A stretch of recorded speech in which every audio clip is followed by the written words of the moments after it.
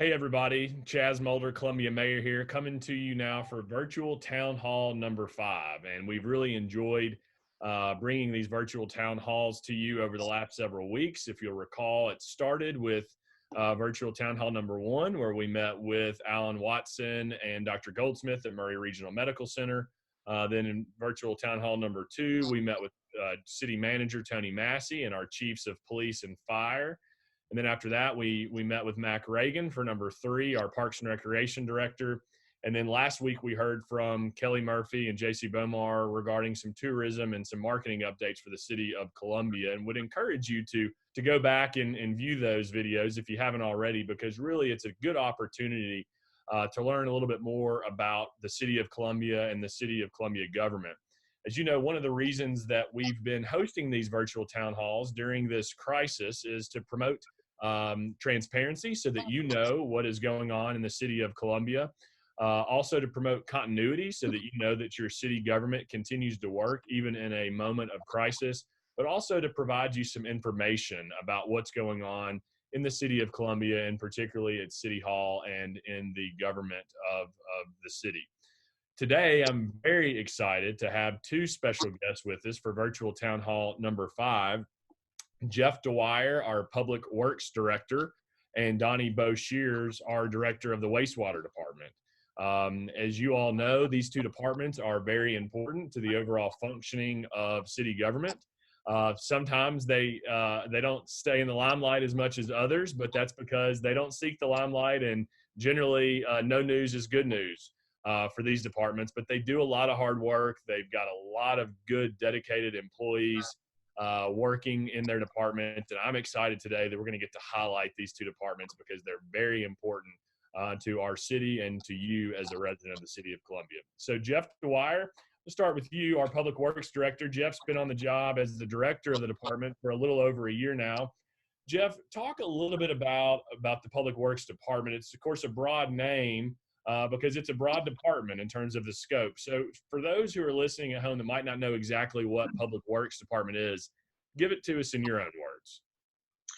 Public Works is made up of 3 areas, starting with the Sanitation Division, which covers residential and commercial garbage collection, curbside recycling, brush and bulk item collection, as well as special needs collection. Then the Street Department handles standard right-of-way maintenance, such as pothole patching, street sweeping, right-of-way mowing, any trees down in the right-of-way, any type of issues or maintenance handled inside the right-of-way.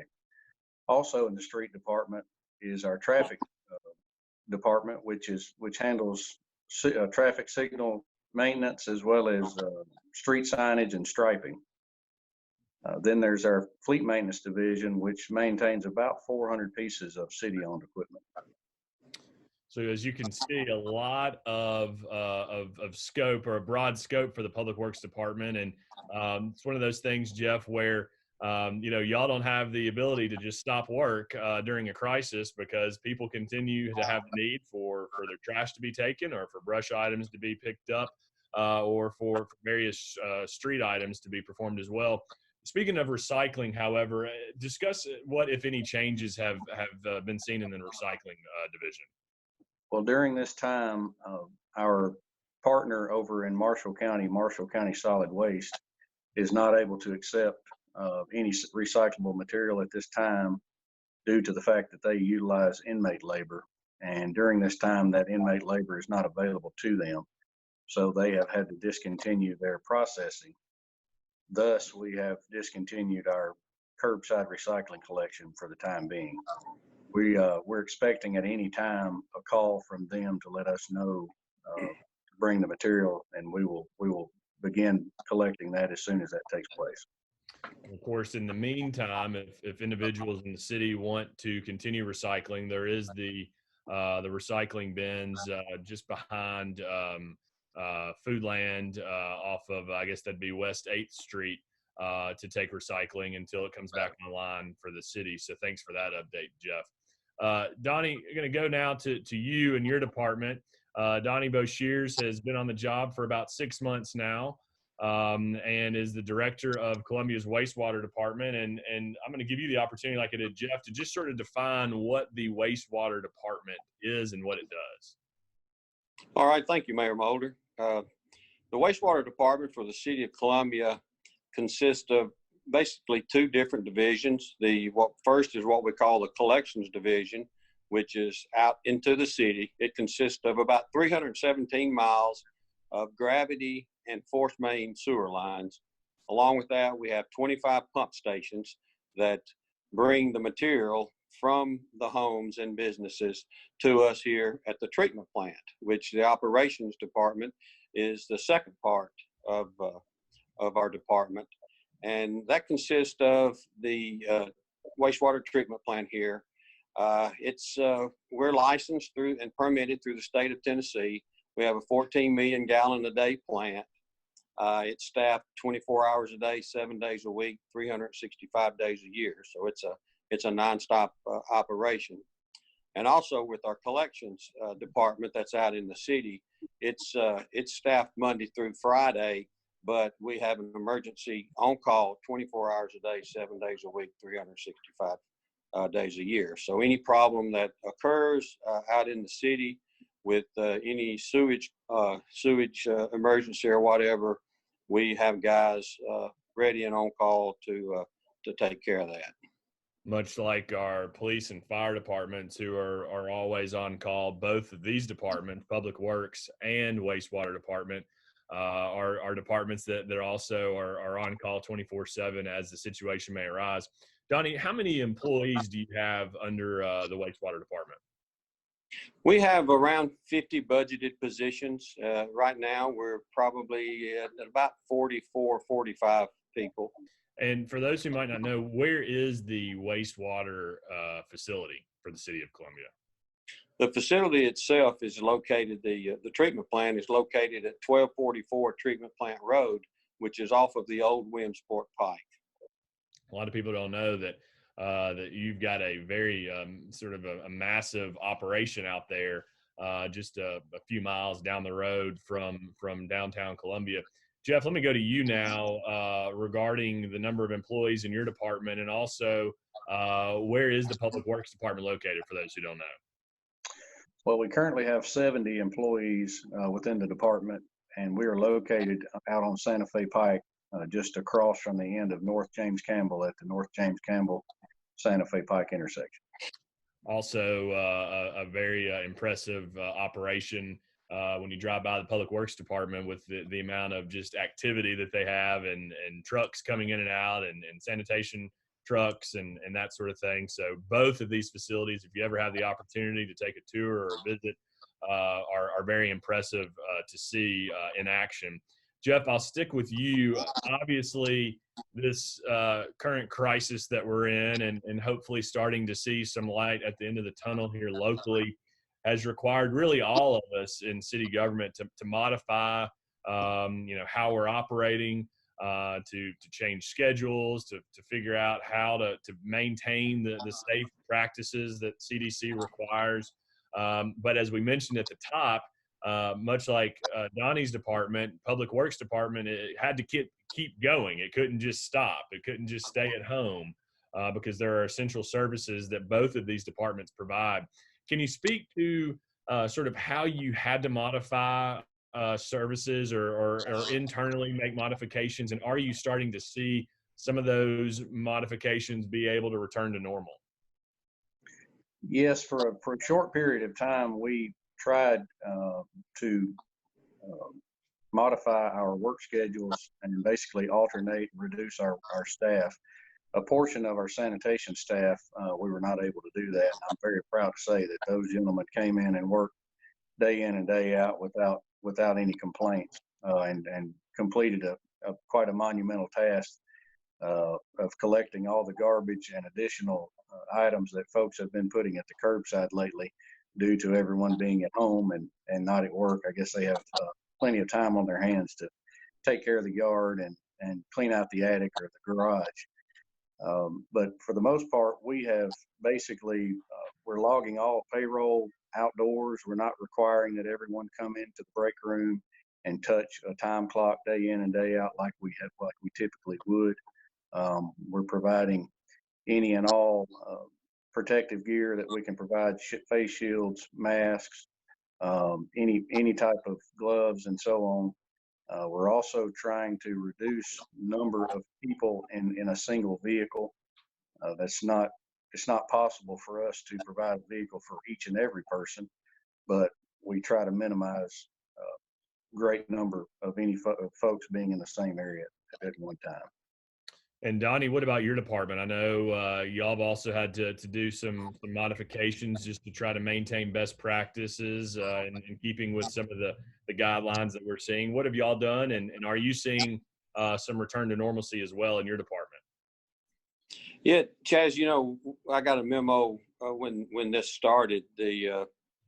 I say, fortunately, the state of Tennessee Division of Water Resources, in conjunction with the Department of Homeland Security, by the guidance from the Environmental Protection Agency, has identified our department as essential personnel. So I really take a lot of pride in that. I think it bodes well for our business, and it does kind of give us some reassurance and justification for what we do.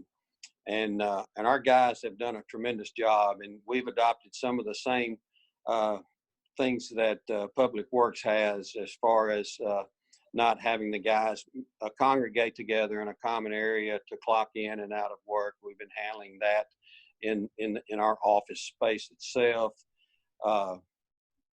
We've set up different staging areas for the different departments and groups of people that do different things.